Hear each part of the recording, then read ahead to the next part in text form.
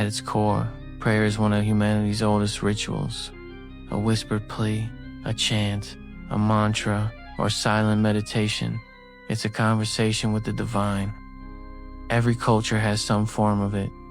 Christians put their hands together and bow their heads. Muslims perform salah, Buddhists chant, Hindus recite mantras. Sometimes it's asking for help. Sometimes it's giving thanks. Sometimes it's simply a way to feel less alone.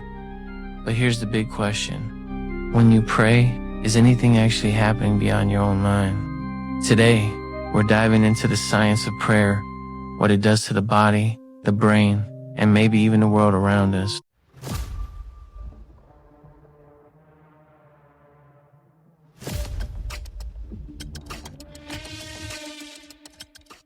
For thousands of years, people have turned to prayer in moments of crisis. Whether it's a soldier whispering a plea before a battle, a parent praying for their sick child, or communities gathering in churches, mosques, and temples, the act of asking the divine for help is one of humanity's oldest instincts. But when we look at it through the lens of science, the answers get complicated.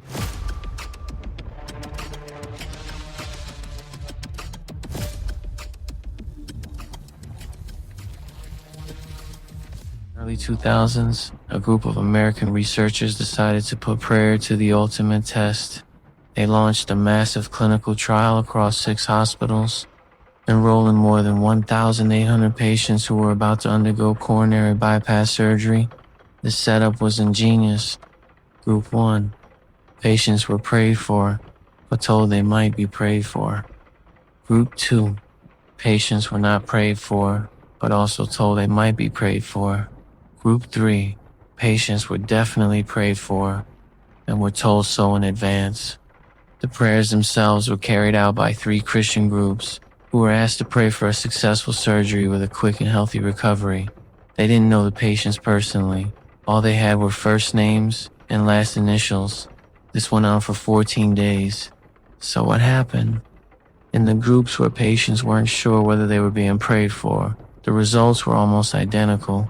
About half of the patients experienced complications, whether or not anyone prayed for them. In other words, prayer didn't appear to change the outcome. But here's the twist. The patients who knew they were being prayed for actually did worse. Nearly 60% had complications, significantly more than the other groups. The researchers suspected this was due to something they called performance anxiety. Imagine being told, people are praying for you. God is on your side. If your recovery doesn't go smoothly, that pressure could easily turn into stress, guilt, or fear. But here's the thing. Dismissing prayer outright misses something deeper. Scientists often compare prayer to the placebo effect. Placebos, whether sugar pills or sham surgeries, have been shown to trigger real, measurable changes in the body. Pain levels drop, stress hormones decline, blood pressure is steadied, not because of the treatment itself, but because of what people believe is happening. Prayer works in a similar way. The belief that you are being cared for, the act of surrendering worry, or even just sitting quietly in reflection. These things can lower stress, improve mood, and help people cope with uncertainty. In this sense, prayer may not move mountains or directly heal a failing heart, but it can shape the psychological and physiological terrain we stand on while facing those mountains. So, scientifically speaking, the answer to does prayer work is complicated. It doesn't seem to supernaturally heal the body on command, but it does change the way we experience illness, fear, and hope. And that brings us to our next big question. What's happening in the brain when people pray? To find out, we have to step into the world of neurotheology, where science meets spirituality.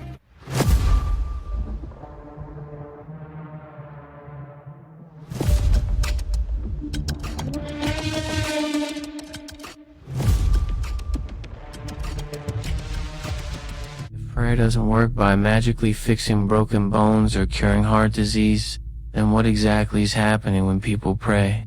To answer that, scientists have been looking at prayer not as a miracle machine, but as a psychological and neurological process, and what they've found is fascinating. You will look for me, but you will not find me, and you cannot come. There's even a whole field devoted to this, known as neurotheology. It explores how spiritual practices like prayer and meditation affect the brain and body.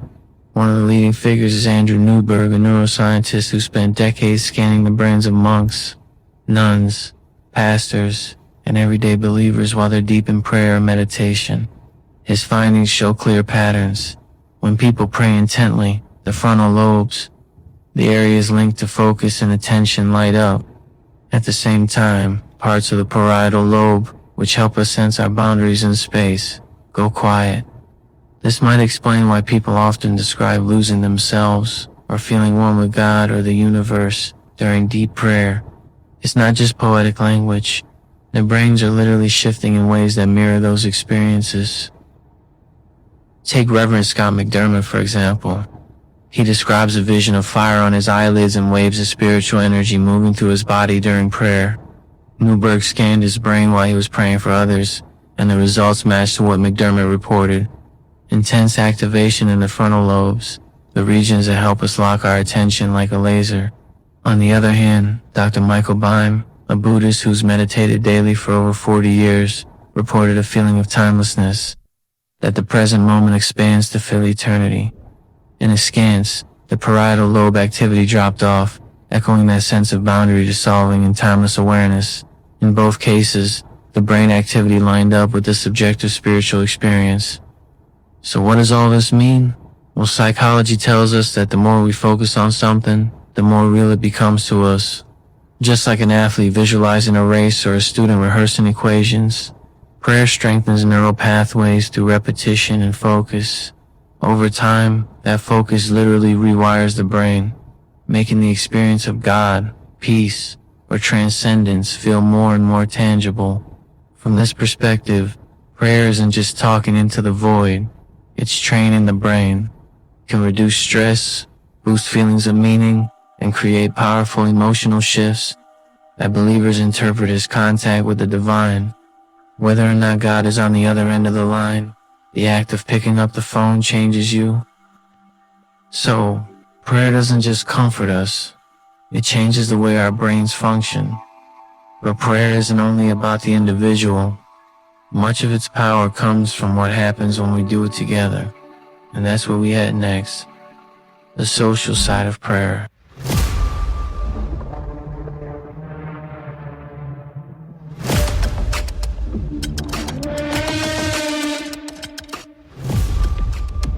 Prayer isn't always a private whisper. For millions of people around the world, it's a collective experience. Whether that's in a church, mosque, temple, or even a live stream prayer circle on social media. And when people pray together, something powerful happens. It's not just about God, it's about each other. Psychologists have long noted that shared rituals, including prayer, strengthen social bonds. Think of it like a team chant before a game, or being at a concert. Synchronized voices, movements, and words make people feel like part of something bigger. Communal prayer creates the same effect. It builds trust, cooperation, and even political cohesion.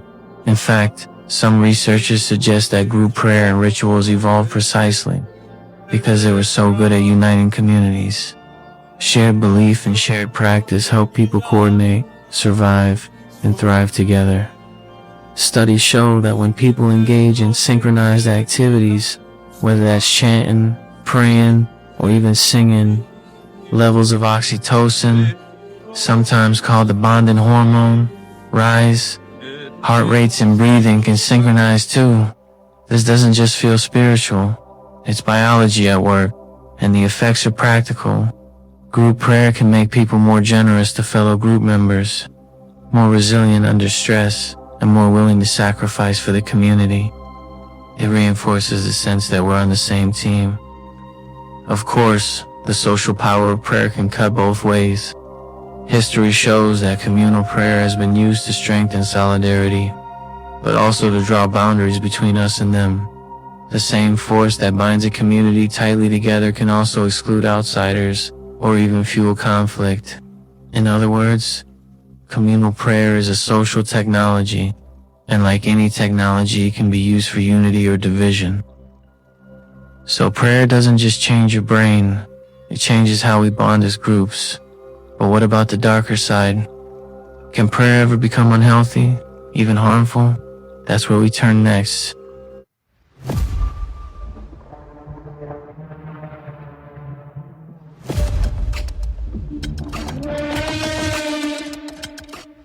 So far, prayer sounds like a force for calm, unity, and even rewiring the brain for focus. But prayer isn't always positive. For some people, it can slip into something darker, something psychologists compare to obsession or compulsion. There's even a term for it: scrupulosity. This is a form of religiously themed obsessive-compulsive disorder.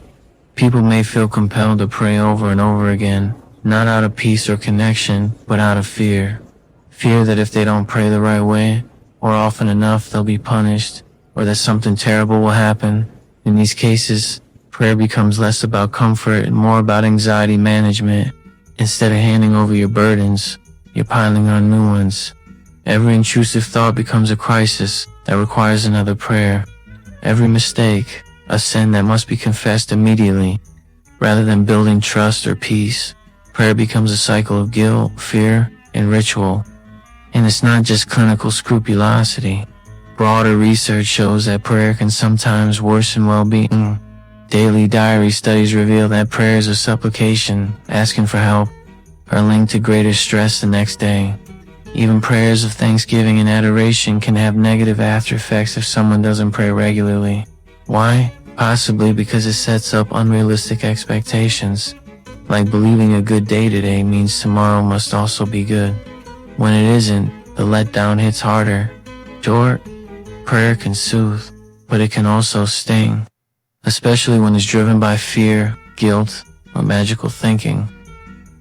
This doesn't mean prayer is inherently harmful, but it does highlight that context matters. The same practice that brings comfort to one person might create anxiety in another. It depends on how prayer is framed, how often it's used, and whether it's motivated by trust or by fear. But what about in today's world, where prayer doesn't just happen in temples or living rooms, but online, in apps, and even with the help of artificial intelligence? Let's look at the modern twists on this ancient practice.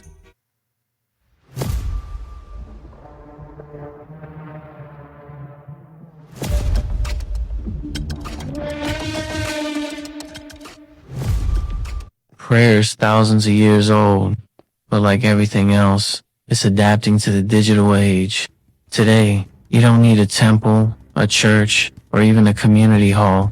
You can pray with strangers across the world through live-stream prayer circles, prayer chains on Facebook, or even through apps that ping you reminders. It's time to pray. Some of these apps go further, letting you share requests, track answered prayers, or join virtual communities. In a sense, they're digitizing the communal side of prayer, making it portable and always available. And now we've reached an even stranger frontier: artificial intelligence. There are already AI chatbots that will generate prayers for you, or even pray with you in real time. Some see this as a tool, a way to spark ideas or guide their thoughts when words fail. Others see it as unsettling. Does a machine-generated prayer carry any weight if no human soul is behind it? Psychologists say the effects may still be real. If someone feels comforted, supported, or inspired, then their body and brain may respond much the same way as if the words came from a person. Just like a placebo, it's the belief and the meaning that matter. But does prayer work the same way online as it does in person? Early studies suggest that while digital prayer can still boost feelings of connection and hope, it may lack some of the physiological benefits of face-to-face rituals. When you're not breathing in, singing together, or sharing the same space, you miss out on the oxytocin and synchrony that physical rituals produce. That said, for people who are isolated, housebound, or far from a religious community, digital prayer might still be a lifeline. It shows that while the medium changes, the impulse to connect with something greater and to share that connection with others stays the same. From whispered prayers in solitude to mass gatherings to AI-generated invocations, prayer has evolved but has never disappeared. Which brings us back to the big question. What does all this tell us about whether prayer really works?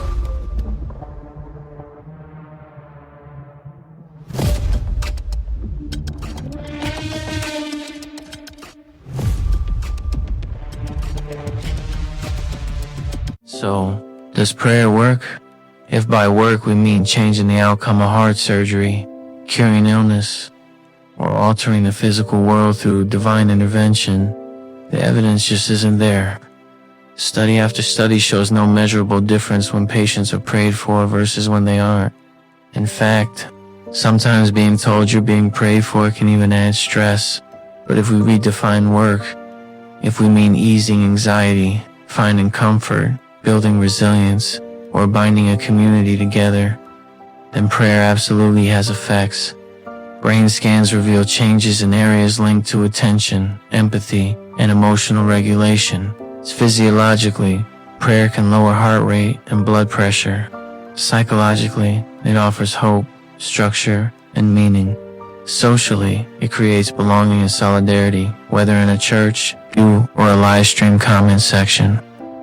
Prayer, then, may not be a cosmic transaction, but it is a powerful human practice. It reminds us that belief and ritual shape our bodies, our minds, and our relationships. Prayer shows us that sometimes what we're really reaching for isn't the divine, it's each other. So the real question might not be, does prayer work? But rather, what does prayer work for? If you found this breakdown insightful, let us know in the comments. Do you think prayer has power beyond psychology, or is this magic entirely human? And don't forget to like and subscribe.